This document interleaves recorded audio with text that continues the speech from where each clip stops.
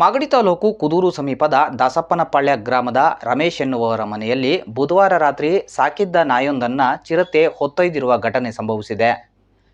ಇನ್ನು ದಾಸಪ್ಪನಪಾಳ್ಯ, ಗೊಲ್ಲಹಳ್ಳಿ, ಕೋಡಿಹಳ್ಳಿ ಸುತ್ತಮುತ್ತಲಿನ ಪ್ರದೇಶದಲ್ಲಿ ಚಿರತೆಯೊಂದು ಆಗಿಂದಾಗ್ಗೆ ಕಾಣಿಸಿಕೊಳ್ಳುತ್ತಿದ್ದು, ಅರಣ್ಯ ಇಲಾಖೆ ವತಿಯಿಂದ ಚಿರತೆಯನ್ನು ಹಿಡಿಯಬೇಕು ಎಂದು ಸ್ಥಳೀಯ ನಿವಾಸಿಗಳು ಮನವಿ ಮಾಡುತ್ತಿದ್ದಾರೆ.